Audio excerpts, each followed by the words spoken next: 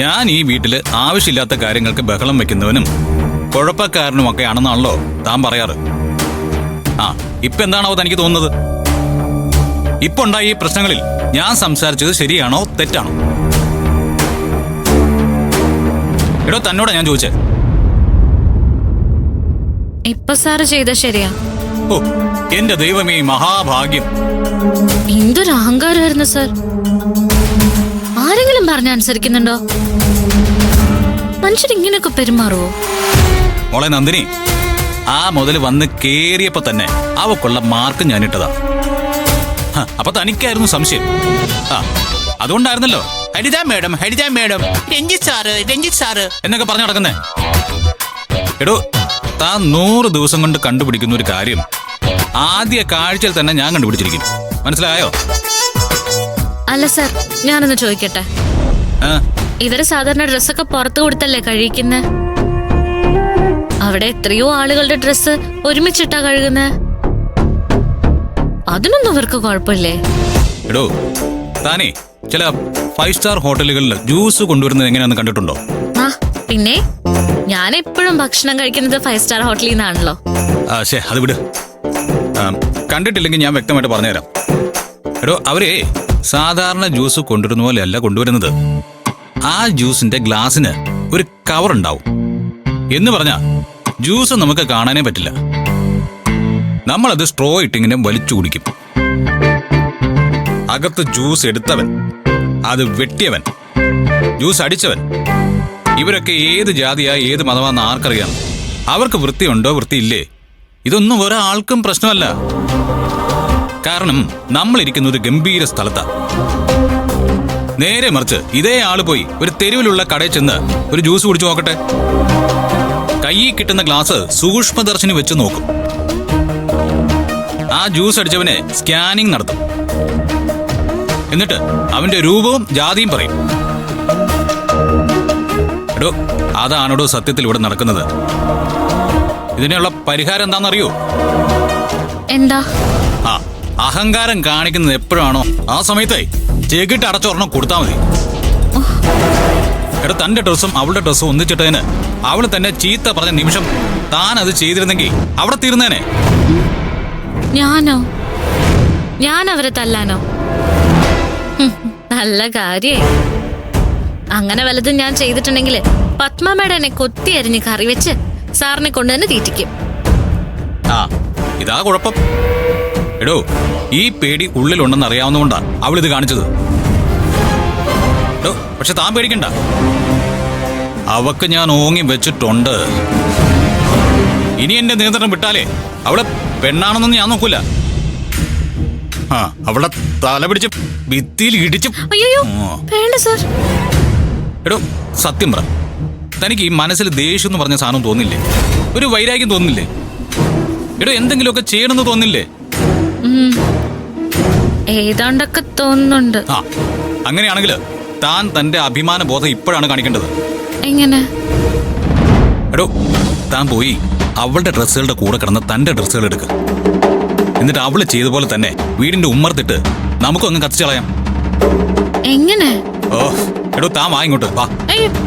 ഞാനൊന്നുമില്ല. എടോ, അങ്ങനെ പറഞ്ഞാൽ പറ്റത്തൊന്നുമില്ല. എടോ, അവള് ചെയ്ത പോലെ നമ്മളും അങ്ങ് ചെയ്യുക. എടോ, അവക്ക് നമ്മളെ വെറുപ്പാണെങ്കിൽ അവളോട് നമുക്ക് അറപ്പാണെന്ന് പറയണം. വേണ്ട സാർ, അതെന്തായാലും വേണ്ട.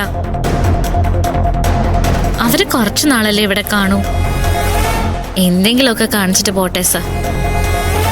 ആ, ഈ നിലയ്ക്ക് അവള് വെറുതെ അങ്ങ് പോവില്ല. മിക്കവാറും പെട്ടി കിടത്തി കൊണ്ടുപോണ്ടി വരും. അതിന്റെ പെട്ടി സെലക്ട് ചെയ്യാൻ പോകുമ്പോഴേ എന്റെ കൂടെ നിൽക്കണേ. നിൽക്കോ? അതൊന്നും വേണ്ട സാർ.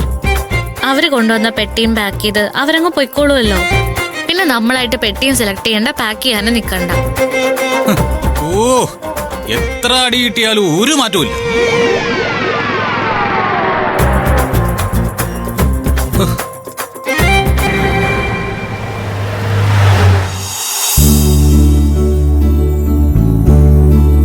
നമുക്കെന്നാ അവിടെ ഇരുന്നാലോ?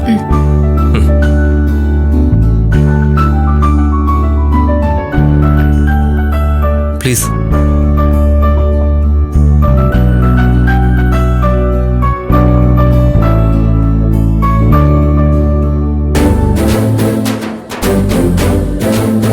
തനിക്കെന്താ വേണ്ടേ? എന്തായാലും കുഴപ്പമില്ല. രഞ്ജിത്ത് ഓർഡർ ചെയ്തോ. ഈ ഒരു ശീലം ഞാൻ ഒരിക്കലും പ്രോത്സാഹിപ്പിക്കില്ല. ഭക്ഷണം കഴിക്കാൻ വരുന്ന ഭക്ഷണം നമുക്കൊന്നിച്ച് ഷെയർ ചെയ്യാം. അത് കുഴപ്പമില്ല, ഇറ്റ്സ് ഓക്കെ. പക്ഷെ ഓർഡർ, അത് തനിക്കിഷ്ടപ്പെട്ട ഭക്ഷണം താൻ ഓർഡർ ചെയ്തേ പറ്റൂ. ഞാൻ പറഞ്ഞല്ലോ, നമുക്കിഷ്ടപ്പെട്ട ഭക്ഷണം മറ്റൊരാളിൽ അടിച്ചേൽപ്പിക്കേണ്ട കാര്യമില്ല.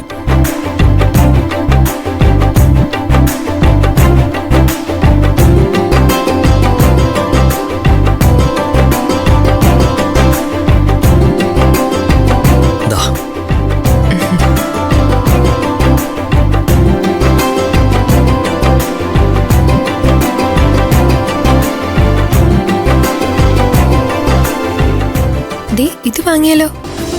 തന്റെ ഇഷ്ടം പറ. ഏതായാലും ആം ഓക്കെ. സർ, എന്നാ ഈ 2 ഐറ്റം എടുത്തോളൂ. Okay sir. ഇത് കൂടാതെ വേറെ എന്തെങ്കിലും വേണമെങ്കിൽ അത് കഴിഞ്ഞിട്ട് പറയാം. ശരി. ഇനി ഫുഡ് വരട്ടെ. താൻ ഓർഡർ ചെയ്ത് എനിക്കും രുചിച്ച് നോക്കാം, ഞാൻ ഓർഡർ ചെയ്തത് തനിക്കും നോക്കാം.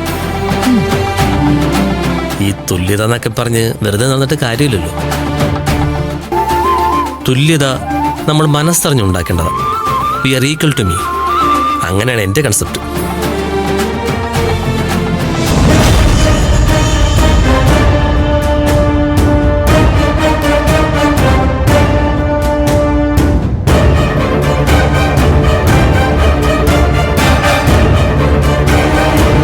വേദ,